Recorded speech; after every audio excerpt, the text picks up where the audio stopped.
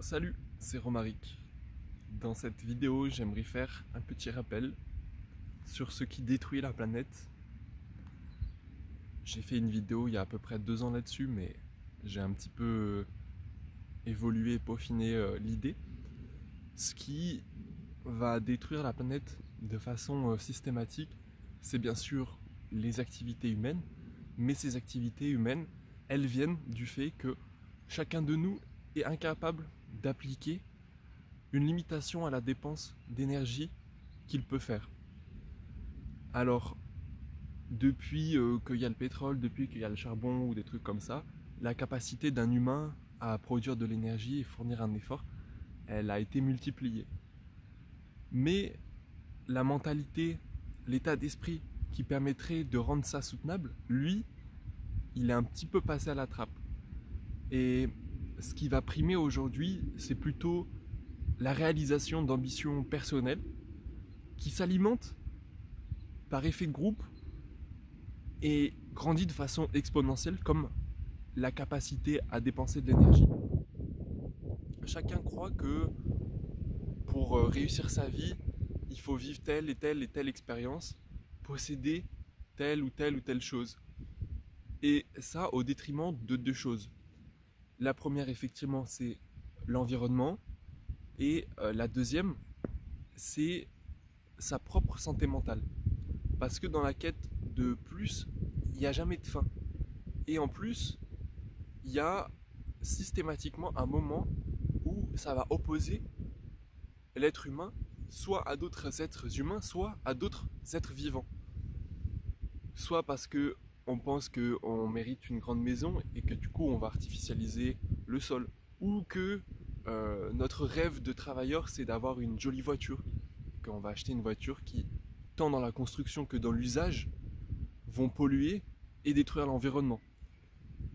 Voilà, donc petit rappel et aussi invitation à se souvenir que on n'a pas besoin de beaucoup de choses pour être heureux, on n'a pas besoin de faire beaucoup de choses. Que la vie, si on s'ouvre à elle et si on s'ouvre aux autres, sans ambition, sans volonté de briller plus, sans volonté d'écraser, sans volonté d'être le meilleur, ça permet déjà de se sentir bien.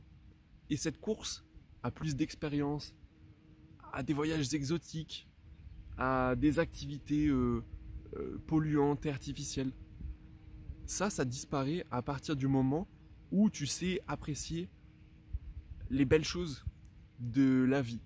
Mais je dois aussi avouer que en ville, c'est un petit peu plus difficile de sentir ça. Et même si là, je prends le chemin de retourner dans la capitale des Alpes, j'avais et j'ai entretenu là, dans les montagnes, une fascination encore plus grande pour les plantes, pour la vie, pour la nature, pour les animaux et pour les humains. Et je sais que tout ça est accessible gratuitement. Je peux y aller à pied, à vélo, en transport en commun. Et je peux me ressourcer. Et je peux essayer de moins chercher, de moins imaginer quelle destination lointaine je vais faire pour me satisfaire et avoir le sentiment d'exister. Je sais que j'ai rien à faire. Quand je vois les plantes, je pense pas que elles se disent, déjà je pense pas qu'elles se disent quoi que ce soit, mais que pour exister, elles ont besoin de faire le tour du monde ou qu'elles ont besoin de faire de la motocross. Elles sont juste là, elles remplissent leur fonction de fée. Je pense pas qu'elles non plus elles germent en se disant tiens je vais nourrir des vaches ou tel petit insecte ou que je vais faire de l'ombre ou que je vais fixer du carbone, de l'azote, etc. Juste elles sont là. Et je pense que les humains qui ont un pouvoir fabuleux de transformer leur environnement, mais qui l'utilisent mal parce que euh, la responsabilisation sur la valeur et la finalité de l'énergie s'est développée beaucoup moins vite que la capacité à en produire et à en dépenser. Voilà.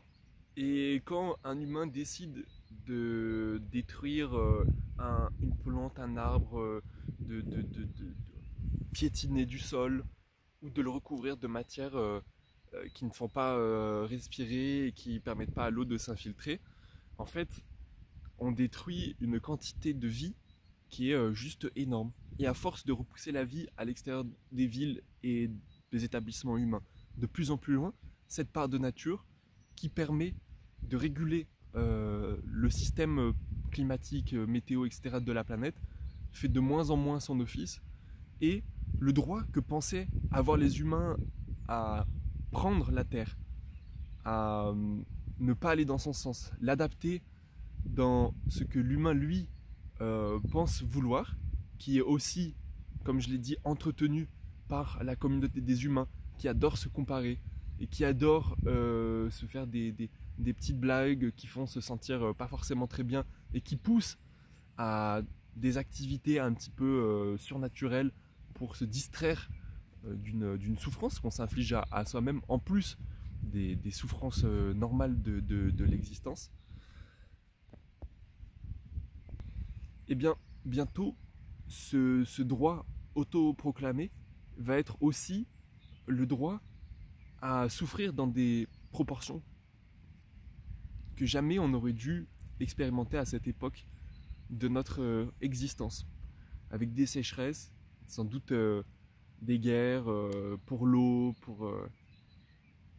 pour du terrain avec de la nature dessus, ce qui est très précieux. Voilà, je vais m'arrêter là parce que je pourrais parler de ça des heures, mais ça ferait beaucoup de gigas stockés sur YouTube. Alors je m'arrête là. Je te souhaite une bonne quête intérieure et extérieure pour vivre dans un monde plus paisible, plus plaisant. Et voilà, salut.